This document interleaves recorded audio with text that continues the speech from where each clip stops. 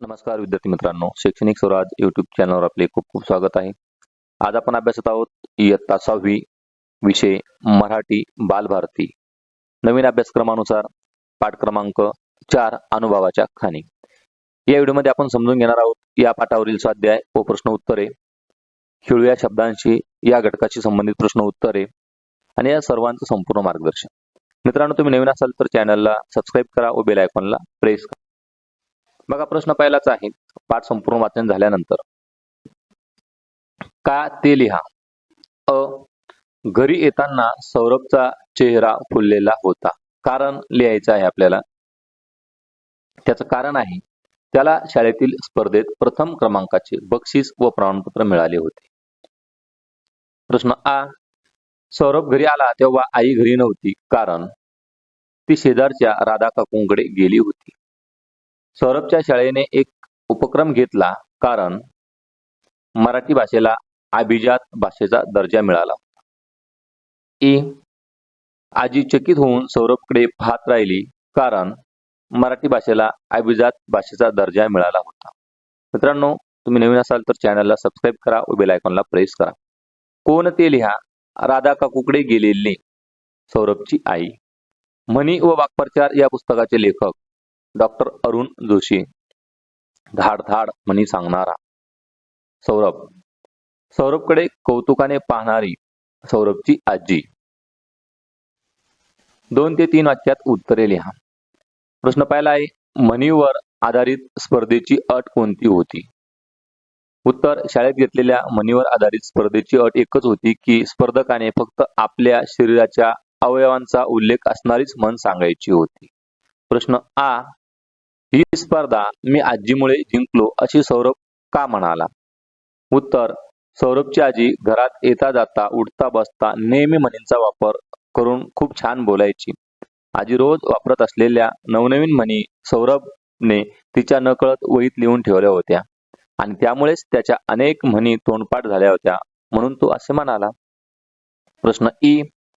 म्हणी व वाक्प्रचार यांची वैशिष्ट्ये कोणती? उत्तर. म्हणी लहान असल्या तरी त्यांचा आशय खूप मोठा असतो आणि त्या लोकांच्या अनेक वर्षांच्या अनुभवातून व निरीक्षणातून तयार झालेल्या असतात.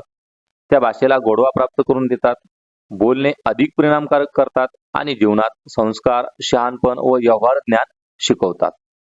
मित्रांनो, तुम्हाला जर हा व्हिडिओ आवडत असेल तर लाईक करा. तुम्ही नवीन असाल तर चॅनलला सबस्क्राईब करा व बेल आयकॉनला प्रेस करा. लिहिते होऊया. या पाठातील प्रसंगावरून तुमच्या शब्दात कथा तयार करा व लिहा. बघा, या ठिकाणी एक कथा मी तयार करून दिली. अनुभवाच्या खाणी. शाळेतून घरी आल्यावर 6वीतील सौरभने आनंदाने आजीला त्याला मिळालेल्या पहिल्या बक्षिसाबद्दल सांगितले. शाळेत मराठी भाषेला अभिजात भाषेचा दर्जा मिळाल्याबद्दल लेखक आपल्या भेटीला हा उपक्रम झाला होता, ज्याच्या अंतर्गत शरीराच्या अवयवावर आधारित म्हणी सांगायची स्पर्धा घेण्यात आली. अशा पद्धतीने ही एक छान कथा मी या ठिकाणी पूर्ण केलेली आहे. तुम्ही यापेक्षा वेगळी किंवा यासारखीच नवीन कथा तुमच्या मनाचं उत्तर या ठिकाणी देऊ शकता. कथा कशी वाटल्या नक्की सांगा. आवडल्यास लाईक करा. नवीन असाल तर चॅनलला सबस्क्राईब करा. बघा, खेळूया शब्दांशी. खालील चौकोनात काही म्हणी लपल्या आहेत. चौकोनातील म्हणी शोधा आणि शिक्षकांच्या मदतीने अर्थ माहिती करून घ्या. आता या ठिकाणी काही म्हणी दिलेल्या आहेत. या म्हणींचे अर्थ आपल्या ठिकाणी माहित करून घ्यायचे आहेत. तर या ठिकाणी आपण बघतोय की ज्या काही म्हणी पुस्तकात दिलेल्या आहेत त्यांचे अर्थ बघा या ठिकाणी दिले. इकडे आड तिकडे वीर, दोन्ही बाजूंनी अडचणीची परिस्थिती निर्माण होणे. दुसरी म्हण आहे आयत्या बिळावर नागोबा. दुसऱ्याने स्वतःसाठी केलेल्या गोष्टीचा स्वतःच्या फायद्यासाठी वापर करणे. कोल्हा काकडीला राजी. लहान किंवा सामान्य बुद्धीची माणसे छोट्या गोष्टींनाही लगेच संतुष्ट होतात. कर नाही त्याला डर कशाला. ज्याने कोणताही गुन्हा किंवा चुकीची गोष्ट केली नाही त्याला कोणाची भीती बाळगण्याची गरज नसते. बैल गेला झोपा केला. नुकसान होऊन गेल्यावर किंवा वेळ निघून गेल्यावर त्याचे निवारण करण्यासाठी केलेली निरर्थक धडपड. अशा पद्धतीने या ठिकाणी मी जवळपास तुम्हाला 12 म्हणी व त्यांचे अर्थ दिलेले आहेत. तुम्ही हे वहीमध्ये लिहा आणि त्यांचा अर्थ समजून घ्या. प्रश्न दुसरा. पाठात आलेल्या म्हणींचा अर्थ समजून घ्या व वाक्यात उपयोग करा. वरील प्रश्नाप्रमाणेच याचं उत्तर आहे. प्रश्न 3. समानार्थी शब्द लिहा. शाळा, त्यासाठी शब्द आहे विद्यालय.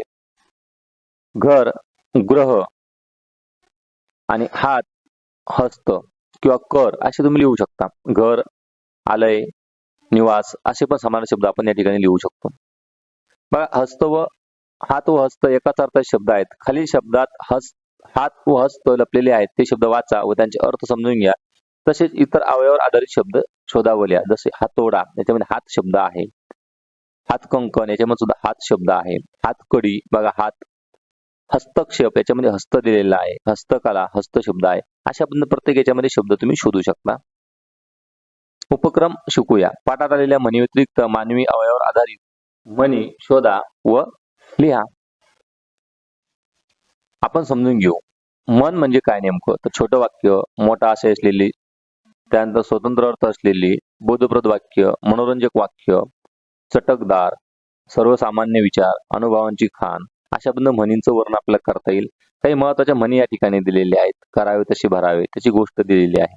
नाचता येईन अंगण वाकडे, त्याचा अर्थ या ठिकाणी मनोरंजक पद्धतीने समजून सांगितलेला आहे. आता आम्हाला हे समजले. याच्यामध्ये 2 प्रश्न आपल्याला सोडवायचे आहे. म्हणीचा अचूक अर्थ सांगणारा पर्याय निवडायचा आहे. घरोघरी मातीच्या चुली, याचा अर्थ असा होतो की सर्वत्र सारखीच परिस्थिती. म्हणीचा अर्थ त्याचे जे शब्द आहेत त्याच्यापेक्षा वेगळा असतो किंवा लक्षात ठेवायचा आहे. थेंबे थेंबे तळे साचे, या ठिकाणी तळ्याचा आणि थेंबाचा काही संबंध नाही. यातून आपल्याला नवीन गोष्ट शिकायला भेटते, ती म्हणजे थोडी थोडी बचत केल्याने कालांतराने मोठा संचय होतो. असं पर्याय क्रमांक 3 याचं उत्तर आहे. मित्रांनो, संपूर्ण व्हिडिओ कसा वाटला नक्की कळवा. आवडल्यास लाईक करा, नवीन असेल तर चॅनलला सबस्क्राईब करा. आपण भेटूया पुढील व्हिडिओमध्ये. पुढील व्हिडिओचे अपडेट मिळवण्यासाठी चॅनलला सबस्क्राईब करायला अजिबात विसरू नका. थँक्यू.